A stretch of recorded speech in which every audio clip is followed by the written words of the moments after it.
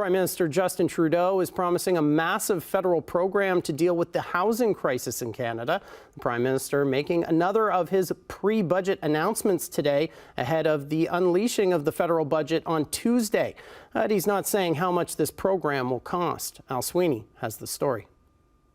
The Prime Minister says this is going to be the greatest housing program in the country's history. So today, we are releasing the most comprehensive and ambitious housing plan ever seen in Canada. Trudeau says the plan is aimed at making housing affordable.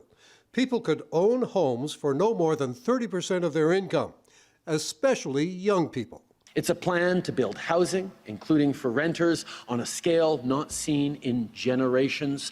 We're talking about almost 3.9 million homes by 2031. He's talking about 3.9 million homes, but in fact his plan would build 2 million. The rest would come through other programs.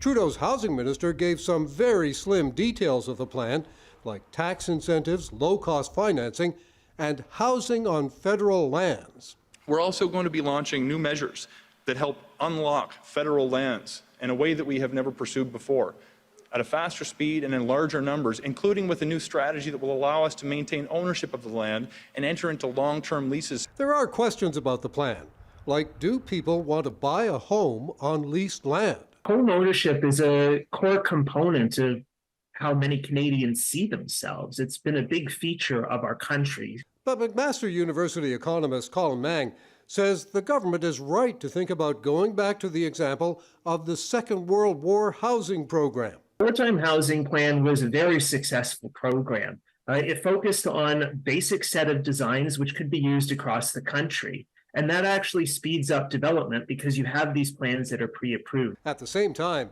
the new plan wouldn't build houses overnight. Unfortunately, we are in a crisis that's not going to get solved, in the next few months. But this is certainly going to push us in the right direction. Ahead of the budget next week, the government didn't say how much this plan is going to cost, with an Angus Reid poll showing 59% of Canadians already worried the government is spending too much, and 66% saying this year's projected deficit of $40 billion is too high.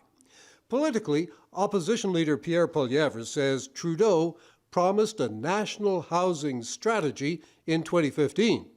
But in a social media post, he says since then, mortgage payments doubled, rents doubled, down payments doubled. He says Justin Trudeau has failed. Al Sweeney, CHCH News.